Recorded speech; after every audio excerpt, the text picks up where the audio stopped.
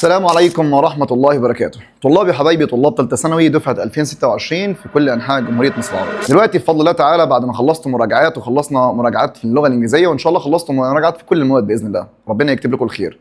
دلوقتي جاي بشرح لكم تفاصيل مراجعة ليلة الامتحان، واللي أنا من رأيي إن حضرتك وحضرتك ينفع تبدأها النهاردة، وخصوصا لو حد حاسس نفسه نسي الإنجليزي أو واقع في الإنجليزي خالص، حتى الشاطر تمام اللي عايز يأكد تمام ممكن يراجع المراجعة دي دلوقتي، وكمان هيراجعها ليلة الامتحان. المراجعة دي شعارها بتقول لك سباق الوحدة في ساعة واحدة، وممكن تبقى ساعة ونص، دي وحدات كده تتطلب ذلك حسب حجم الوحدة. تخيل معايا مراجعة ليلة الامتحان دي، والكسبان لو انت راجعتها في الايام ديت خلاص الوحدة في ساعة، يعني انت في ساعتين ممكن تراجع وحدتين كانك بتتفرج على ماتش مباراة. هي اهم من كاس العالم يا برنس، ما تبقاش مغفل، دي مصلحتك، صح ولا كده؟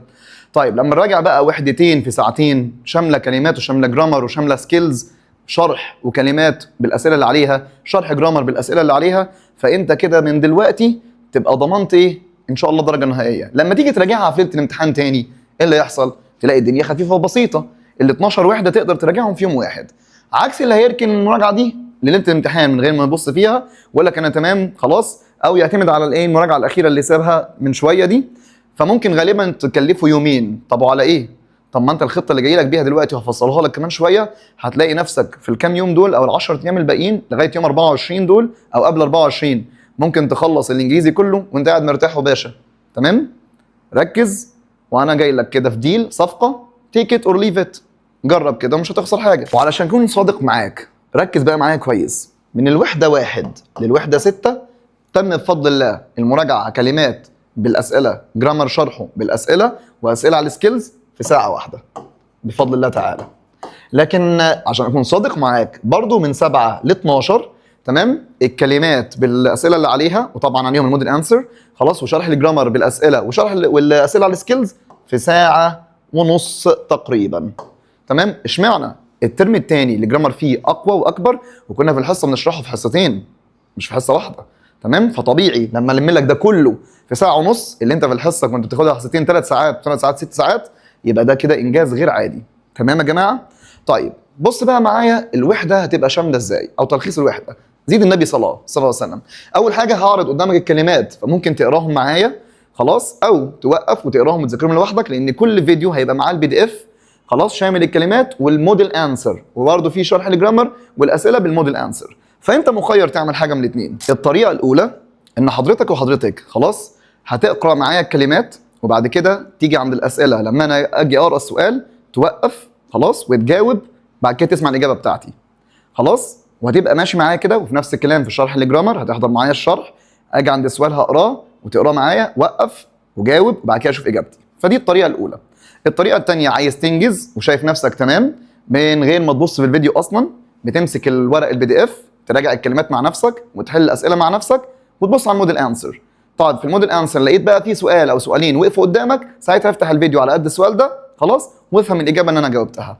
حلو كده؟ فانت عندك طريقتين، والطريقه الثانيه الناس اللي واثقه ان هي تمام تقدر تنجز، فانت انجزت الساعه او ساعه ونص دي في نص ساعه. تمام حبايبي؟ الاهم والاهم والاهم بقى، ودي دماغك انت خلاص، كل واحد عارف هو محتاج ايه.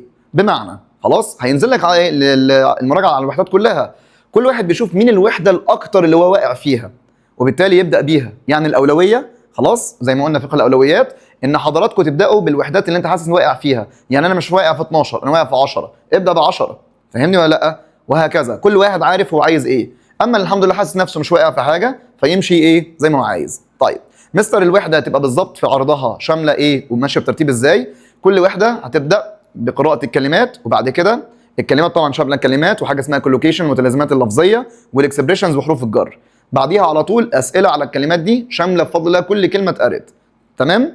بعد كده بنعدي على شرح الجرامر بفضل الله في وقت صغير، بنشرح الجرامر كله بكل ملاحظاته وتريكاته، والاسئله على كل الافكار، مفيش فكره بفضل الله. وعن تحدي حد يبعت لي في الكومنتس تمام انا نسيت ولا في ما حطيناهوش. واخيرا بعد كده اسئله على مين؟ على السكيلز. طيب تقسيم المذاكره يا مستر محمد، هعرض ليكم وجهتين نظر، وطبعا زي ما قلت لكم انتوا كل واحد ليكم ليه دماغه وعارف هو هيذاكر ازاي. اول وجهه نظر بتقول ان انا ممكن ابدا خلاص كل يوم اذاكر وحده في ساعه. تمام؟ فلو هبدا من النهارده يوم 15 لغايه يوم 24 هتكون مخلص 11 وحده. فممكن يوم منهم تدمج ايه ساعتين وكده خلصت 12 وحده. ده لو على سبيل المثال كل يوم وحده في ساعه، تمام، او لو ساعه ونص مش هتكسرك، تمام، دي مصلحتك انت عارفها. طيب الخطه الثانيه بقى بتقول، وده رايي انا وجهه نظري انا اللي بفضلها، ان انا ممكن احنا هننزل لك الوحدات من 12 لغايه 10 يوم الاثنين، وهينزل لك ايه من 9 و8 و7 يوم الايه يوم الاربع، وهكذا، وبعد كده يوم السبت، واخيرا يوم ايه الاثنين اخر حاجه يوم 22/6. انا وجهه نظري ان انت تمشي معايا في الايام ديت على الاربع ايام، تذاكر معايا 3 وحدات 3 وحدات كل يوم، هتذاكر 3 وحدات يعني 3 ساعات بكتير و4 ساعات، مش هتعدي كده، ولو 4 ساعات ونص سامحني بس مش هيحصل، تمام.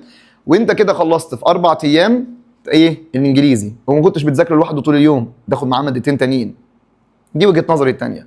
بعد كده اخر حاجه قلت لك، لو انت في وحدات مش عايزها وتمام فيها، فممكن تستغنى عنها وتاخد الوحدات اللي ناقصاك وتذاكرها، ان شاء الله كانوا 6 وحدات، فانت كده انجزت ممكن في 3 ايام او في يومين.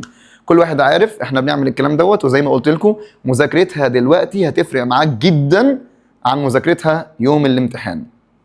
الا قد بلغت اللهم فاشهد. بكده هيبقى بس كل اللي ناقصك عندي، وهينزل لك ليله الامتحان بس خلاص مراجعه القصه، اهم 30 سؤال باذن الله تعالى، من ضمنهم اسئله نماذج الوزاره وعليهم 10 زياده اللي مش شاملين باذن الله، ان شاء الله ما يخرجش منهم ولا من افكارهم باذن الله تعالى. وعليهم فيديو محترم في تقريبا في ساعه بس، شرح ازاي تكتب الباراجراف والبادي باراجراف والانترودكتوري والكونكلودينج باراجراف. خلاص، وكده باذن الله تعالى نكون وفينا لحضراتكم كل مقومات الايه المراجعه. وخلي بال حضراتكم بالنسبه للقطعه، غالبا هنزل لك برضو قطعه تتدرب ازاي بس على حل القطعه، والقطعه بتبقى معظم كلماتها هي والترجمه من كلمات المنهج اللي هنكون راجعناها مع بعض. الا قد بلغت اللهم فاشهد، وان شاء الله اكون وفيت وكفيت.